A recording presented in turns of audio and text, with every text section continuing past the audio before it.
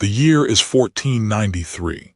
For Thomas, like most peasant children in England, life begins before the sun. The first rays barely peek over the horizon as he stumbles out of the straw-filled mattress he shares with his two younger siblings. Their small cottage, a single room shared by the entire family, offers little comfort. There is no time for play, no time for lessons. Only work awaits. He shivers in the morning chill as he heads out with his father to work the Lord's fields. The work is backbreaking. Hours are spent weeding, planting, and tending to the crops. Thomas's small hands ache as he pulls at stubborn weeds, the sun beating down relentlessly. He knows that if the harvest is poor, hunger will visit their doorstep again. But the ever-present fear of bad weather haunts their days. A sudden storm could ruin the crops, leaving them with nothing to eat during the long winter months. Superstition clings to them like the mud on their boots. Omens are read in the flight of birds and the shape of clouds. Evenings bring little respite. A thin gruel is all they can afford for supper. Stories are whispered in the flickering candlelight, tales of fairies, witches, and the devil himself. Such tales provide a momentary escape from the harsh realities of their lives. One day, a splash of color breaks the monotony. A traveling minstrel arrives in the village, his lute strapped to his back. He wears bright clothes, a stark contrast to the drab browns and grays of the villagers. The minstrel's songs tell of brave knights, faraway lands, and magical creatures. Thomas is captivated. He forgets for a little while the aches in his body and the emptiness in his stomach. He listens to his songs near the village green, on the edge of town. The minstrel's tales stir something within him, a longing for something more than the endless cycle of work and want. The toy soldier in his pocket, usually a source of simple amusement, now feels like a symbol of that longing.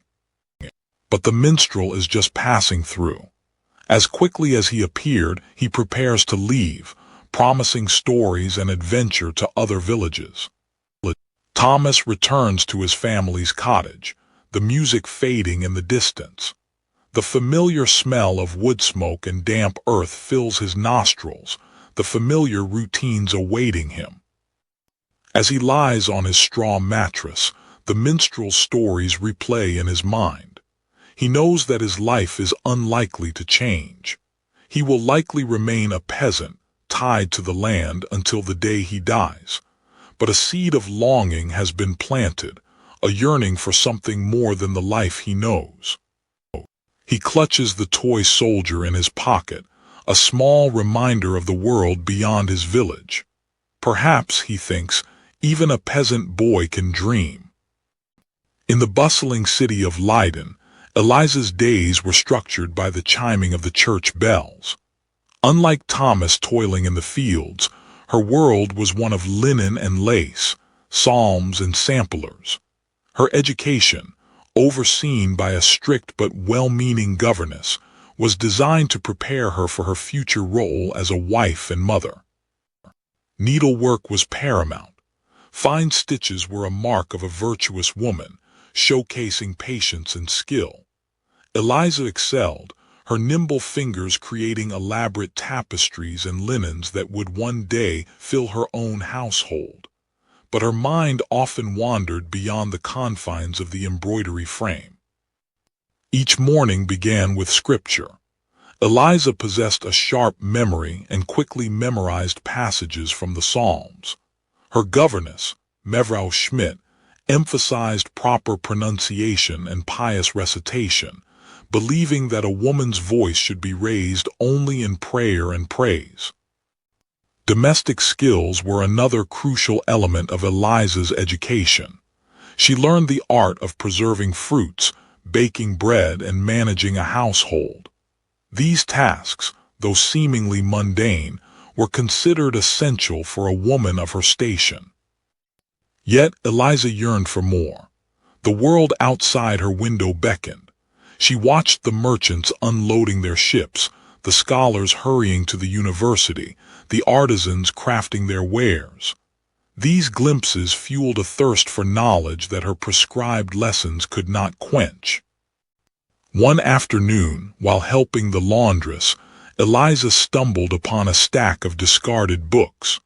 Among them was a volume of histories, filled with tales of far-off lands and courageous explorers.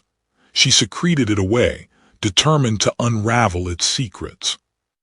Hidden away in the dusty laundry room, Eliza devoured the book.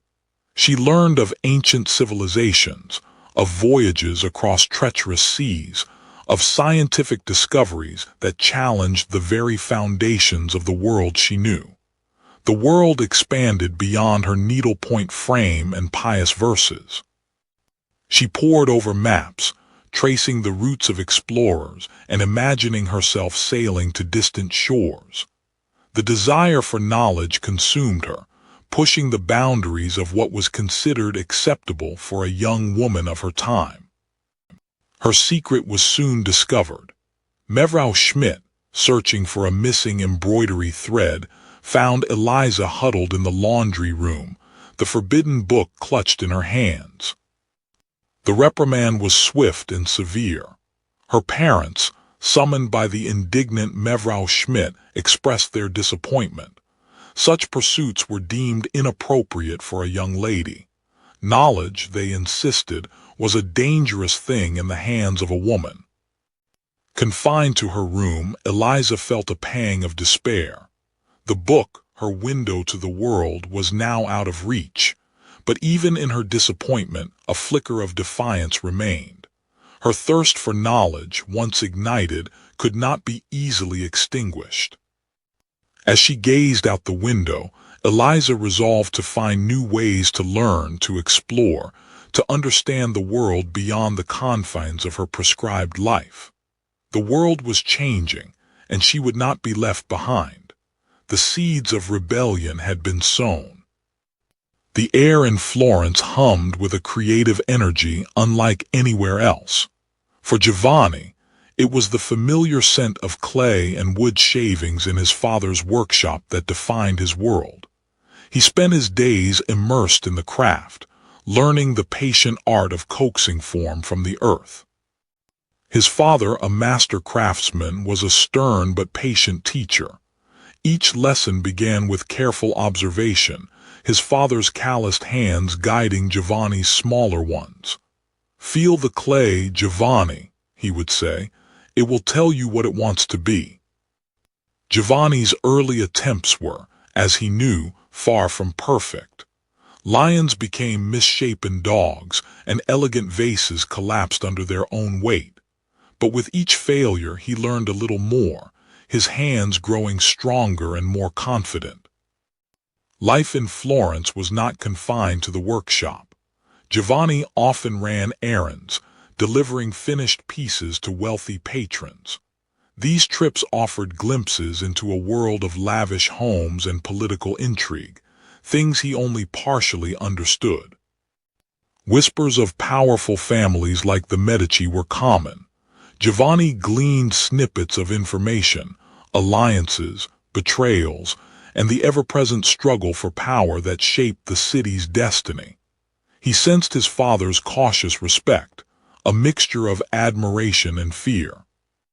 Despite the political undercurrents, Giovanni found solace in his craft. He carried a small notebook, sketching faces, buildings, and anything that caught his eye. Art was more than just a skill, it was a way to understand the world.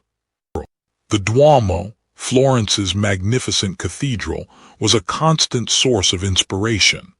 Giovanni would often stand and stare, marveling at its size and the skill of the artists who had built and adorned it. He dreamt of one day creating something so grand. Fetching water from the well was another of Giovanni's chores. The well was in the town square. The town square was filled with peddlers. He would have to move quickly or risk a scolding. One day, while rushing back to the workshop, Giovanni collided with a tall man in a paint-stained robe. sending his precious sketches scattering across the cobblestones. He was mortified.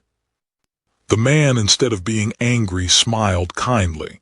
He gathered the sketches, his eyes lingering on a particularly detailed drawing of the Duomo. "These are good," he said, his voice gentle. "You have a keen eye."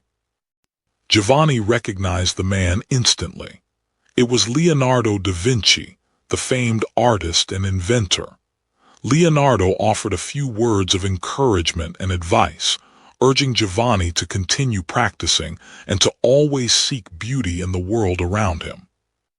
That encounter ignited a fire within Giovanni. He returned to the workshop, his heart filled with a renewed sense of purpose.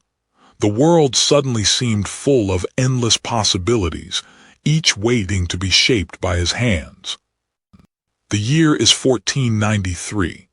Anya's world was one of constant motion. Unlike Thomas, Eliza, or Giovanni, she knew no fixed home, no familiar fields, no workshop walls. Her home was the road, her family the band of Roma who traveled with her, and her life a tapestry woven with hardship, resilience, and stories. Their wagon, a patchwork of wood and canvas, rumbled along the dusty tracks of Germany.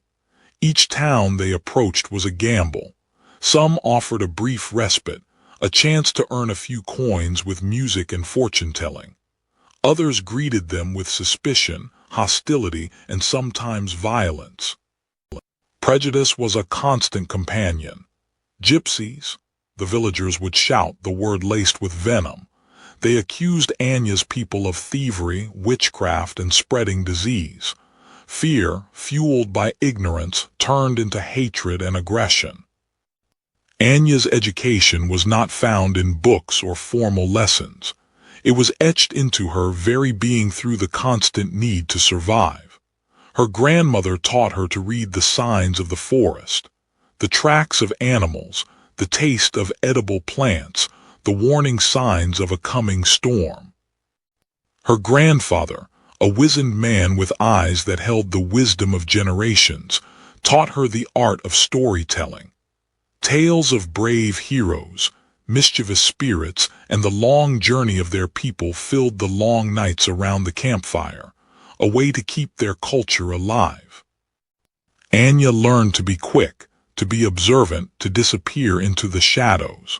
Skills that were sometimes necessary for survival, but also skills that could lead to trouble.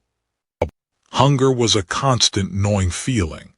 One day in a bustling marketplace, the temptation became too great.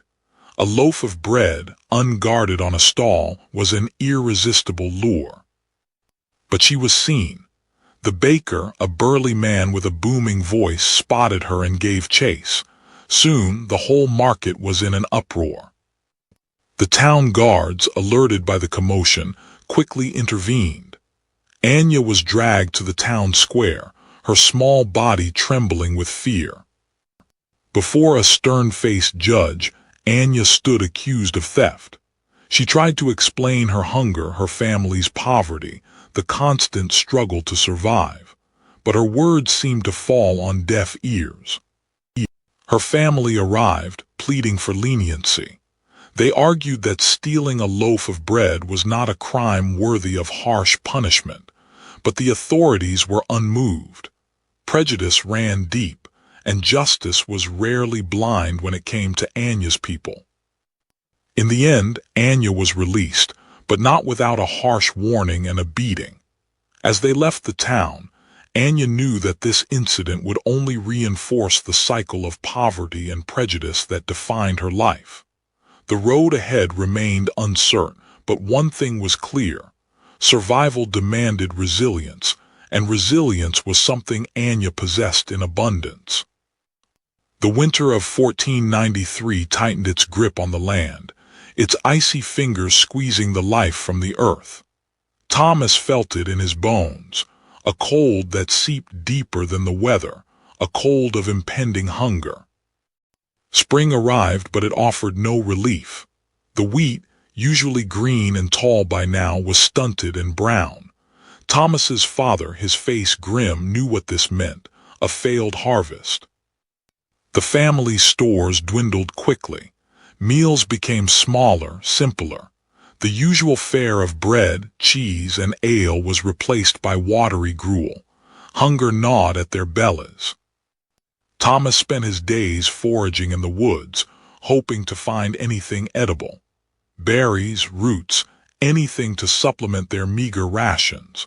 But even the forest seemed to offer less than before. His mother tried to barter, offering their few remaining possessions for a loaf of bread. But everyone was desperate, and no one had anything to spare. Fear began to spread through the village. Whispers of curses and witchcraft filled the air. People looked for someone to blame for their misfortune. An old woman, known for her strange herbs and solitary ways, became the target of suspicion. Some whispered that she had cursed the crops. Thomas watched, his heart pounding, as the villagers dragged the woman to the village square. The elder questioned her, his voice booming with accusation. The crowd's anger grew. Thomas clung to his mother, his small body trembling. He didn't understand what was happening, but he sensed the darkness in the air. That night Thomas lay awake, listening to the sounds of chanting and drums. Fear gnawed at him, a fear deeper than hunger. The next morning, Thomas saw his reflection in a puddle. He barely recognized the gaunt, frightened boy staring back at him. The hunger was taking its toll, not just on his body, but on his spirit. Desperate, Thomas's family made the agonizing decision to leave their village and search for food elsewhere. The only home he'd ever known was no more. Eliza, in her 12th year, found herself drawn to knowledge deemed unsuitable for a young woman. The Psalter, once her sole focus, now shared space with forbidden texts smuggled from her father's extensive library. She craved understanding of the world that stretched far beyond scripture and domestic duties. Her father, a man of trade and commerce, valued learning, but within strict boundaries. He believed a woman's education should focus on piety, household management, and skills that would make her a desirable wife. Eliza knew that her thirst for scientific and philosophical knowledge would be met with disapproval, perhaps even anger. The risk of discovery added an intoxicating thrill to her secret studies. She would pore over texts late into the night, the flickering candlelight casting long shadows on the walls, her heart pounding with a mixture of fear and excitement. She learned of Copernicus and his heliocentric theory, challenging the accepted belief that the Earth was the center of the universe. The implications of this new knowledge were staggering, shaking the foundations of everything she had been taught. During the day, she dutifully performed her expected tasks, needlework, scripture reading, and household chores. But her mind was always elsewhere, grappling with complex ideas and questioning the established order. One evening her secret was discovered. Her father, returning home unexpectedly, found her asleep at her table, a book on natural philosophy lying open beside her. The candle had burned low, casting eerie shadows across her face. The following morning, Eliza was summoned to the parlor. Her father stood before the fireplace, his face a mask of disappointment and anger. The forbidden book lay on the table, a silent accusation. "These books are not for you, Eliza," he thundered, his voice shaking with fury. "They will fill your head with dangerous ideas, ideas that are not fit for a woman. Your place is in the home, tending to your duties, not dabbling in matters that are best left to men." "But father," Eliza protested, her voice trembling, "I only wish to learn, to understand the world around me. Why is knowledge forbidden to me because I am a woman?" Her father sighed, his anger momentarily subsiding. "It is not a matter of forbidding knowledge, Eliza, but of knowing what is appropriate.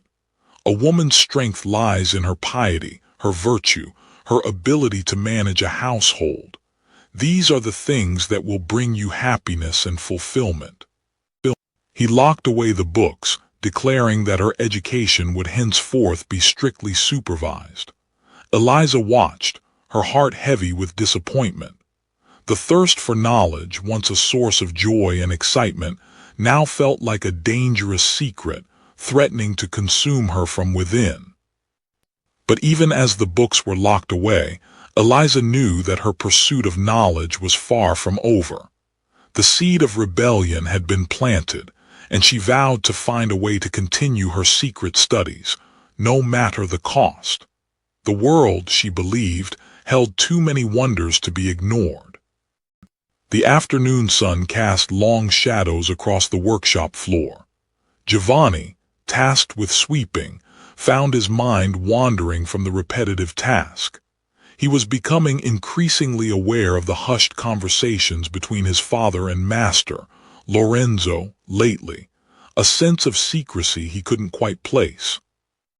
A flash of brass from Lorenzo's usually locked desk drew Giovanni's attention.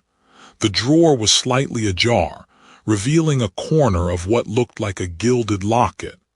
Curiosity, a dangerous trait, tugged at him relentlessly. He glanced around, ensuring he was alone. Lorenzo and his father were out, securing a commission from a wealthy merchant. With a quickening pulse, Giovanni crept towards the desk. He knew he shouldn't, but the lure of the unknown was too strong. He gently slid the drawer open further. Inside, nestled amongst various personal items, lay the gilded locket and a neatly folded letter, its seal unbroken. He hesitated, the weight of his actions pressing down on him. He picked up the locket. It was heavier than he expected, crafted with intricate carvings. He carefully opened it, revealing a miniature portrait of a woman with piercing blue eyes and a familiar aristocratic bearing. Giovanni gasped. He recognized the woman. It was Lady Contessina de Bardi, a distant relative of the powerful Medici family. He had seen her portrait during a visit to the Medici palace. What connection could Lorenzo possibly have to her? He carefully placed the locket back and, driven by an insatiable curiosity, picked up the letter. With trembling fingers, he broke the seal. The elegant script hinted at its noble origins. The letter revealed a secret. Lorenzo was not merely a skilled artisan. He was the illegitimate son of Lady Contessina, hidden away years ago to avoid a scandal. The Medici family secretly supported him, providing him with the means to establish his workshop. Panic seized Giovanni. He quickly folded the letter, replaced it in the drawer, and shut it, just as he heard footsteps approaching the workshop. He rushed back to his sweeping, trying to appear nonchalant. Lorenzo entered, his expression serious. He seemed preoccupied, his gaze distant. Giovanni continued sweeping, his heart hammering against his ribs. Did Lorenzo suspect anything? For days, the secret gnawed at Giovanni. He found himself watching Lorenzo more closely, noticing the subtle signs of wealth and influence that he had previously overlooked. He yearned to ask his father, but fear held him back. The weight of the secret was a heavy burden for a boy of 10. He knew that revealing it could shatter Lorenzo's carefully constructed world, but keeping it felt like a betrayal of his own sense of justice. Giovanni sat alone in the darkened workshop, the flickering candlelight casting long, dancing shadows, the master's secret a heavy weight on his small shoulders. The choice was his, and the consequences, whatever they may be, would forever shape his path. The whispering wind carried more than just leaves on this night. It carried whispers of suspicion, fear, and hatred, all aimed at Anya's people. The villagers spoke of curses, of dark magic, fueled by ignorance and prejudice. The accusation came without warning. witchcraft. A sick child, a failed harvest, a string of misfortunes all blamed on Anya's family, the outsiders, the Roma. The inquisitors, agents of the church, descended upon them like vultures. Families were torn apart. Anya clung to her mother, but the inquisitors were merciless. They saw not humans, but heretics, threats to their order and faith. The dungeon was a world of shadows and despair. The air hung heavy with the stench of mildew and fear. Anya huddled in the corner, the silence broken only by the drip, drip, drip of water, each drop a hammer blow against her spirit. The interrogation was a cruel charade. Accusations were hurled, demands for confessions echoed, and threats hung in the air like a poisonous fog. Anya, barely more than a child, was expected to understand and defend herself against charges she couldn't even comprehend. They pressed her, demanding she confess to witchcraft, to consorting with demons. But Anya, despite her fear, refused to lie. She knew nothing of spells or curses, only of her family, her travels, and the simple desire to live in peace. The inquisitors turned their attention to her father. Anya watched helplessly as they subjected him to the same relentless questioning, their words like knives twisting in his soul. She knew he would never confess to something he hadn't done. Confined back in her cell, Anya refused to succumb to despair. She searched for any sign of hope, any way to escape this nightmare. Her fingers brushed against a loose stone in the wall. With a piece of metal scavenged from her tattered clothes, Anya began to work, slowly, painstakingly widening the gap around the loose stone. Time seemed to stretch into an eternity, each movement filled with risk. Finally, the stone gave way. Anya squeezed through the narrow opening, finding herself in a dark corridor. The dungeon was a labyrinth of shadows and secrets, but she was free for now. Anya moved like a shadow, listening for any sound of guards. The air was thick with fear, but she pressed on, determined to find her family. At last she saw them, her family, huddled together in another cell. A wave of relief washed over her, followed by a surge of determination. She would not let them suffer. She would find a way to save them, even if it meant facing the wrath of the Inquisition itself. The fight for their survival had just begun. The decision weighed heavily on Thomas. Another year of backbreaking labor, another year of hunger, or a leap into the unknown. Word had reached the village of opportunities in the larger towns, a chance, however slim, for a different life. Eliza faced a different kind of crossroads. Marriage loomed, a comfortable life assured. But the allure of knowledge, the thrill of understanding, tugged at her spirit. Could she reconcile societal expectations with her burgeoning intellect? Giovanni possessed a skill beyond his years, a knack for invention that could bring him great wealth. But his loyalty to his master, his father, held him back. Did he dare pursue his own path, even if it meant betraying his family's tradition? For Anya, the choice was stark: survival. The whispers of persecution had turned into shouts, the shadows into grasping hands. She had to find a way to lead her family to safety, to outwit the hatred that pursued them. He looked back at the familiar fields, the endless rows of crops that demanded constant attention. Was this his destiny, to be forever bound to the land like his father before him? The attic, filled with forgotten treasures and cast-off dreams, became her sanctuary. Here, amidst the silence, she could indulge her thirst for knowledge, unrestrained by the expectations of others. Under the cover of night, Giovanni toiled away, perfecting his invention. He knew it could revolutionize the workshop, but he also knew his father would never approve of such radical change.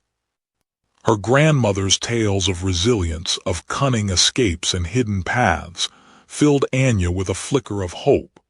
She knew she had to be brave, to draw strength from her ancestors. With a heavy heart but a resolute spirit, Thomas bid farewell to his parents. He clutched his wooden soldier, a symbol of hope in a world filled with uncertainty, and set off down the road. Eliza, armed with knowledge and conviction, confronted her parents. She spoke of her dreams, her aspirations, her unwavering belief in the power of learning. The future of her education hung in the balance. With bated breath, Giovanni unveiled his invention to his father. The workshop fell silent, all eyes fixed on the ingenious creation. Would it be embraced or rejected?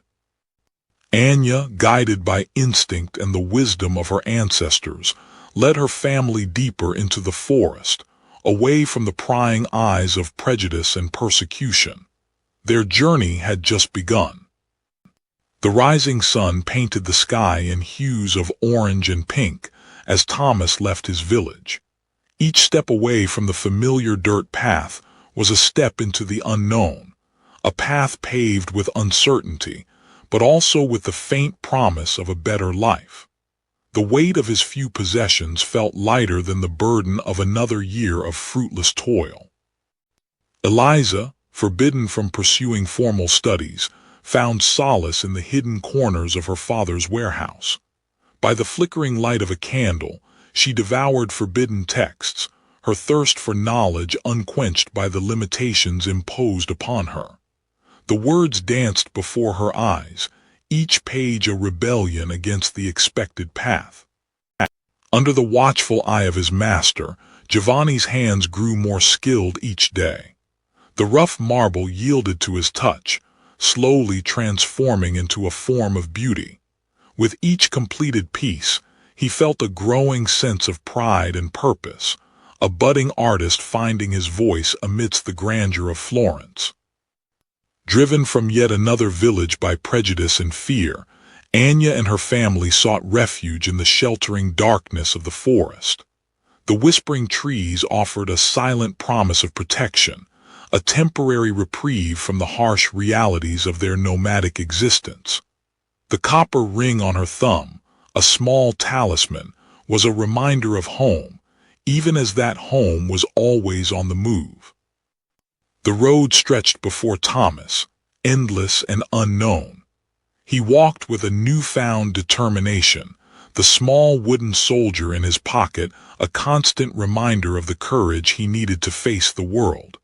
He carried the hope of employment in a larger town, away from the feudal bonds of his birthplace. Eliza, ever resourceful, found a kindred spirit in a wandering scholar. In clandestine meetings behind the bustling marketplace, they discussed forbidden ideas, nurturing her intellect and challenging the rigid confines of her society. Each stolen conversation fueled her desire for knowledge. Giovanni presented his latest creation, a small wooden bird, to his master. The old sculptor, rarely one for praise, offered a rare smile and a nod of approval. In that moment, Giovanni felt a surge of accomplishment, a confirmation of his talent and dedication. As the flames danced and crackled, Anya listened to her grandmother's tales of their ancestors, of their resilience and their enduring spirit.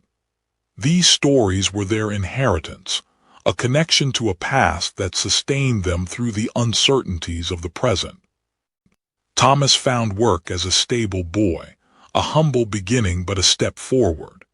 The inn was a crossroads, a place where he could overhear tales of faraway lands and glimpse the possibilities that lay beyond the confines of his village. Each traveler was a window to a world he longed to explore. Eliza, unable to fully pursue her own education, turned her attention to others. She gathered the young girls of her neighborhood and began to share her knowledge, empowering them with the gift of literacy. In teaching others, she found a new purpose and a quiet defiance of societal expectations. A large commission arrived, promising prestige and wealth for Giovanni's family. He watched, fascinated, as his father negotiated with the wealthy patron, witnessing the power and influence that art held in Florentine society. It was a glimpse into a world of beauty and power, a world he aspired to conquer with his own creations. As the sun rose on a new day, Anya looked towards the horizon, a mix of trepidation and hope in her eyes. Their journey continued, a constant search for safety and acceptance. Despite the hardships, a spark of resilience flickered within her, a belief that even in a world turned upside down, a new dawn was always possible.